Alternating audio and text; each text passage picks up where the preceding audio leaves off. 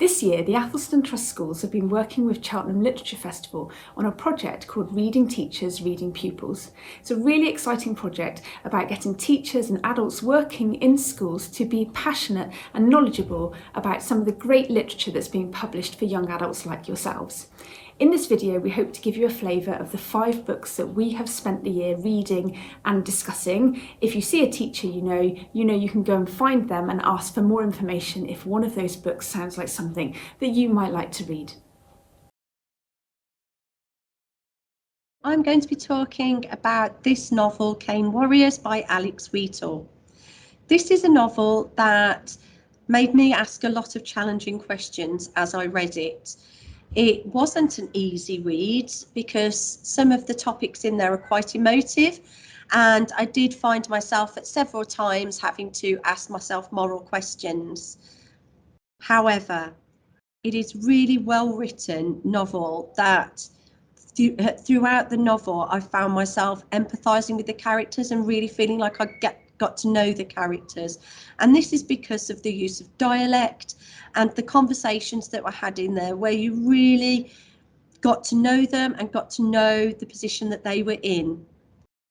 It is set in cane fields, in the sugarcane plantations, and it follows the story of a young man called Moa and what he has to put up with. And it's quite shocking, the treatment that these enslaved people had to undergo.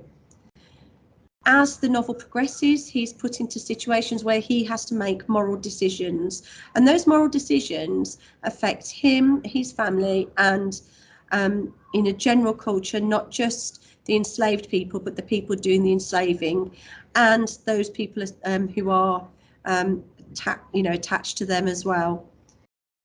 It makes us wonder who the innocent people are, who the guilty people are, and the lengths that people will go to in order to achieve freedom. As I read it, I wanted to side with certain characters, and at times I did side with certain characters, but then I also felt myself looking at the wider picture and wishing for wider change. It's a great novel. I enjoyed reading it. It wasn't an easy read at all. I had several moral and emotional quandaries, and if I was delivering this to young people, I would heartily recommend it, and I would also heartily recommend conversations around equality, diversity and inclusion, stemming from some of the issues that we see in this novel and some of the moral choices. It won a Guardian Prize for Fiction, and it has had lots of plaudits, and I would really recommend reading it. It didn't take me too long to read, but it took me a lot more time to think about. Thank you very much. Hi, this is Alex Wheatle, and I'm here to read an excerpt of my young adult novel, Cane Warriors. We dropped our bowls and mugs in a wooden box. Miss Gloria didn't meet our eyes. Fireflies hovered over her cooking pot. We collected our billhooks from the water tub. I sensed all eyes on me. I glanced up and down the dirt track. The western hills were now crowned with an amber glow. My heart pounded like old Mr. Cliff's hammer when he was fixing a large wheel. I shared a now or never look with Keverton. He nodded. The small creatures in the field had already started their nighttime arguments. I gripped the handle of my knife so tight that redness appeared under my nails. Homea had stopped pulling her handcart on the way to the millhouse and watched us. I felt her eyes burning into me. They would soon come for me more. It might be tonight they would drag her out of her cabin. If she refused, they would take her anyway. I didn't want to fail her. My heart started to beat a warrior drum song. I prayed that the sky god, Nayeli, would guide me. Pickney stopped playing. Say, I whispered to Keverton, say the door bolted. Bolted or not bolted, we have to kick it down. And then Keverton dashed towards Mr. Donaldson's hut. I soon caught up with him. If my heart could have run, it would have reached the cabin first. We both kicked the door down. Dust flew up in my eyes. I blinked furiously. Mr. Donaldson was taking his rest on his bed. He only wore his pants.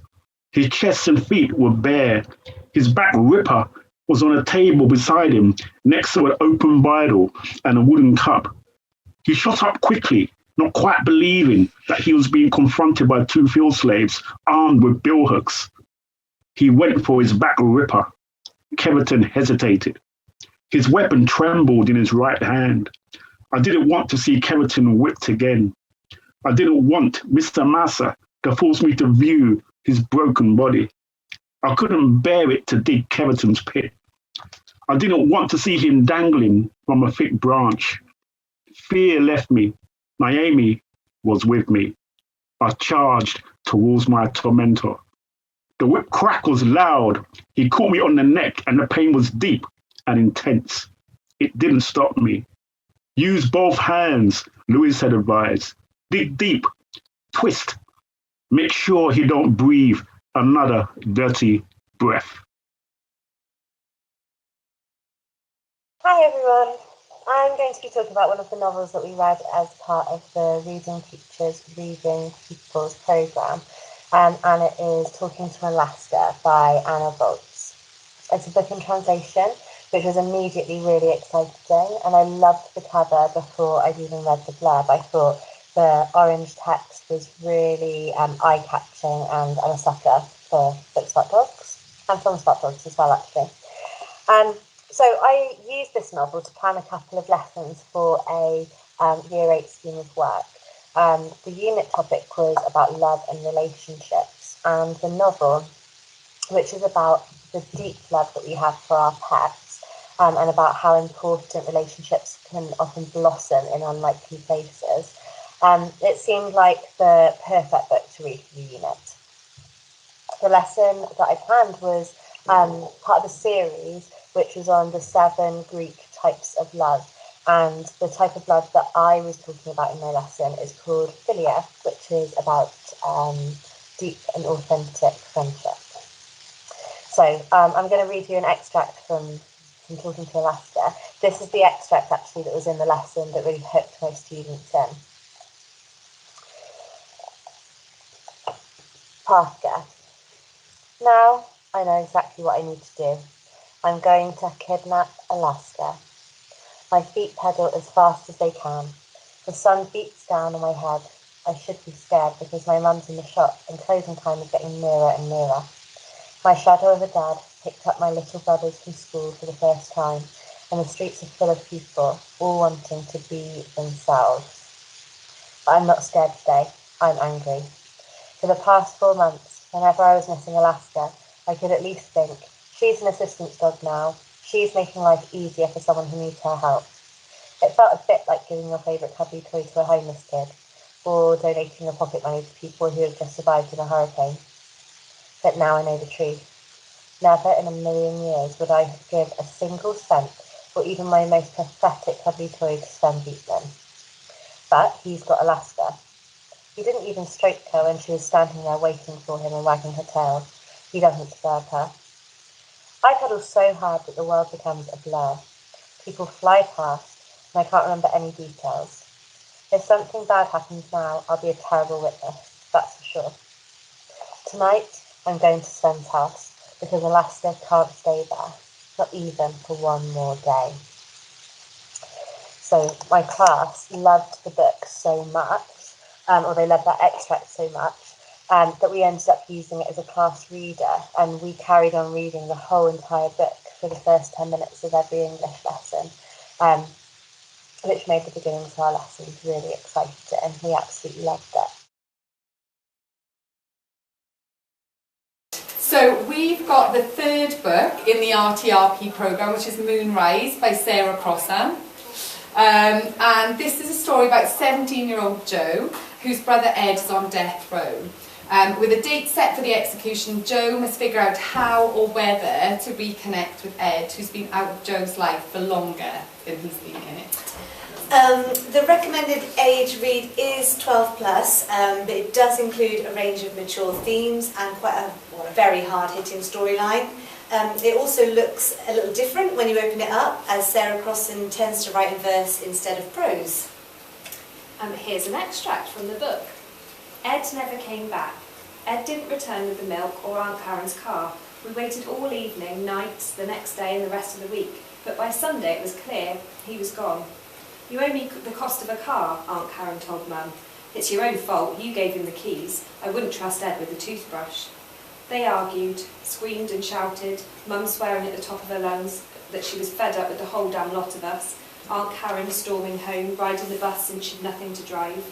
You won't go too, will you? I asked Angela, tucked up next to her in an armchair, eating nachos. Don't worry, she told me. Everything's going to blow over, go back to normal. You'll see. But since when had our family been normal? Since never. So what did you guys think about this one? Like that extract? Or any part of the book that you've read? I thought it was quite I think it's more kind of what's not said, if you're until the bit where he says, you know, A, he's on death row, and B, what he's actually done. It kind of builds up to it, and it makes you guess, what has he actually done, did he actually do it, and why didn't he come back, or that day. Or, So it kind of lures you in and keeps you gripped, doesn't it, all Yeah. the way through in that sense. What about the rest of you? I think, do you know, the titles of each page, I think it's really good how they correspond to what is actually said. It, gives you a taste of what's going to happen when you actually read it. There's some choice language in some of the titles, isn't there, as well? Just as a warning. What else? I like how they wanted you to keep reading, and how they ended it as well, because they gave you two options, and then You're not going to give it away, are you? No spoilers. And yeah, they kept you going to know what was going to happen, and when it did happen, it was good. I'm gonna say What else? I really liked how easy it was to read and how fast paced and fluent it was. Yes, Mrs. Claxton, what were you saying about the way it was written? Yeah, I was really unconverted. I honestly would have opened it up, and I don't know if you can see it if we open it up, you can see that it is written in short verses.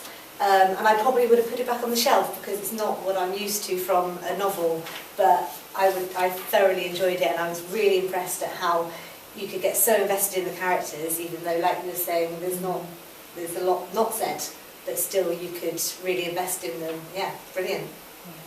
There's a bit of a tearjerker, I think, at the end. I haven't got that bit yet. Maybe there's a bit of a tearjerker at the end. Would we recommend it? Yeah. Yes! So resounded yes. Hello from Braden Forest School. So the book I'm talking to you today about is The Sad Ghost Club by Liz Mennings. So this book is a really fantastic book, and it deals with friendship. It also really covers the main character's inner thoughts and feelings. So it's a graphic novel, so it's a very quick read. It's got lots of pictures on the pages and small dialogue. So I'm sure lots of people, when they read this book, will probably see elements of themselves in it too. It's a really speedy read, and it's great for students who maybe don't find reading so easy. So I'm going to share with you an extract from the text. Now, at this point, the main character has just left a party, and they really didn't feel comfortable about it, about going. So the first part of the book is the character internalising their thoughts. They're not sure whether to go to this party, but they decided to go. They finished their essay, they got their work done, and they decided to go to the party. At this party, they were really struggling, but they made a friend. Now, the extract I'm about to read to you is about that connection forming between the friends, and they're having a conversation outside the party. So it's an exchange between them.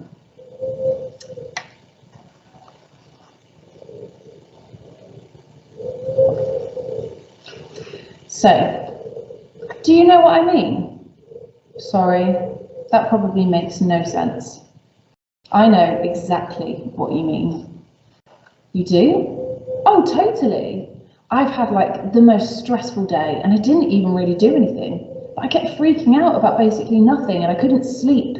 And then my mum woke me up, leaving me and my stupid cat Pocket. He's called Pocket because he used to be so small and fit in my pocket. But anyway, he wouldn't let me sleep. And wait, where was I going with this? Oh, I'm sorry. You said your day was bad. Are you feeling okay? Oh my gosh, wait, I didn't even ask your name. Haha, it's okay. My name is Socks. Socks? Yeah, it's dumb, but when I was a kid, I was like obsessed with collecting socks. So all my family just called me Socks, and then, well, here we are. Okay, Socks it is then. Okay, SG. I'm Sam, but officially, well, I prefer SG. So, okay, and that's the end of the extract. It goes back to the party. So as I said, it's a really quick, really easy read, and I would definitely recommend it to certainly build a student's confidence. Hello, I'm Gemma Donnelly and I am Literacy Coordinator at Chipping Sodbury School, and I have been asked to talk about Cinderella is Dead by Kaylin Bayron. And it's a really, really interesting book, and I've had the opportunity to talk to my Year 10 drama group about it a little bit and get their take on it, which has been great. To briefly explain the plot, the story of Cinderella has become the real history of the country that we visit in the book 200 years before, and really the elements of Cinderella's story have actually been turned into the law of the land. And so there are these annual balls in which young women are sent to interact with the king and members of the royal family, basically the men of the country. And the idea is that you would be selected by one of those high-ranking males, and that's the aim for young women. So young women spend their lives preparing for that. So parents and they themselves invest a lot of money in their appearance. Obviously, the more money you have, the more you can do in terms of that. So there's a heavy sense of pressure to be physically attractive in a certain way, in that kind of Cinderella way.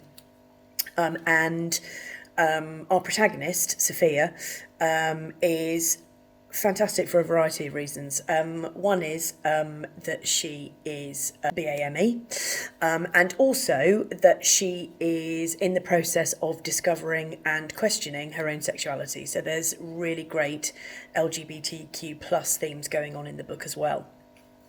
She is increasingly worried about this whole process of the balls, the selection process, the pressure that is put on young women, and she actually doesn't want to be chosen. And the reason she doesn't want to be chosen is because she is in love with Erin, who is her best friend, but it's clearly developing into something more. And not only does Sophia not want to be chosen, but she doesn't want Erin to be chosen and disappear as well. And it's really interesting from that point of view of there's some things about it that are typical in terms of you've got a teenage protagonist who is kind of raging against the system and wants things to change, but you've also got other layers to it in terms of this really interesting sort of reinterpretation and retelling of the Cinderella story. So you've got this idea of revisiting a story that we all think we know, and that definitely students in school would go, yeah, I know that. Yeah, I know what happens. I don't need to, And certainly when I read an extract to my year 10s, they were like, oh, what? It really sort of grabbed their imagination in terms of that idea of retelling something in a very new way and making it relevant. And it's got a really good pace to it, so it's a ripping yarn. It's a cracking read. It definitely kind of bowls along, which is great. But it's also got this sense, which I think is really important in protagonists in young person's fiction, of that sense of powerlessness, of there just being too many things to think about. You need to think about your own identity. You need to work out your place in the world, but you need to work out how you want the world to treat you. There's just a lot going on for any teenager, and in that sense, Sophia is no different to the teenagers that we work with all the time. She's got too much going on. She is, in a sense, maybe untypical in that she doesn't have a terribly troubled relationship with her parents, but her parents are conforming to something which increasingly Sophia sees as wrong and as negative and as undermining and as and is ultimately kind of terrifying. And it's just a really, really interesting story from that point of view. My year 10s, I only read them 2 very short extracts, one of which I'm going to read now. And the discussion afterwards was really interesting in terms of their engagement with it, their feeling that it was saying things that they haven't seen said in other fiction that they read. It's already in the story, and you're just like, And there's like no history. I mean, it's a good book. To be fair, it's a good book. yeah. And it's like with the older books, we don't really see a lot of like LGBTQ stuff. Yeah, I mean, it's how he showing, like, gay representation. Yeah. And I liked how it's in the original Cinderella, it's just like, oh, you can come to the ball and like maybe be chosen. This is like you're required to come, and it's more. Scary. You don't get chosen, you're gone. Yeah, you're gone. And you don't know where you're going, you just disappear. It's even more scary. You don't know what's coming. So you don't know, oh yeah, you get beheaded. No, you just disappear. You just need to kind of forfeit. Just be like, bye, I'm going. Forfeit, yeah, that's it. My copy of Cinderella's Tale, a beautifully illustrated version my grandmother gave me, sits on a small wooden pedestal in the corner. My mother has opened it to the page where Cinderella is preparing for the ball, the fairy godmother providing her with everything her heart desired, the beautiful gown, the horse and carriage, and the fabled glass slippers. Those attending the ball will reread this passage to remind themselves what is expected of them. When I was small, I used to read it over and over again, hoping that a fairy godmother would bring me everything I needed when it was my turn to go to the ball. But as I got older, as the rumours of people being visited by a fairy godmother became fewer and farther between, I began to think the tale was nothing more than that, a story. I told my mother this exact thing once, and she became distraught, telling me that now I certainly wouldn't be visited if I voiced so much doubt. I never said anything about it again. I haven't looked at the book in years, haven't read it aloud like my parents want me to. But I still know every line. An ivory-coloured envelope sits on the mantel, my name scrawled across the front in billowing black script. I take it down and pull out the folded letter from inside. The paper is thick, dyed the deepest onyx. I read the letter inside as I have done 1,000,000 times since it arrived on the morning of my 16th birthday. Sophia Grimmins, King Manfred requests the honour of your presence at the annual ball. This year marks the bicentennial of the first ball, where our beloved Cinderella was chosen by Prince Charming. The festivities will be grand, and made all the more special by your attendance. The ball begins promptly at 8 o'clock on the 3rd of October. The choosing ceremony will begin at the stroke of midnight. Please arrive on time. We eagerly wait your arrival. Sincerely, His Royal Highness, King Manfred.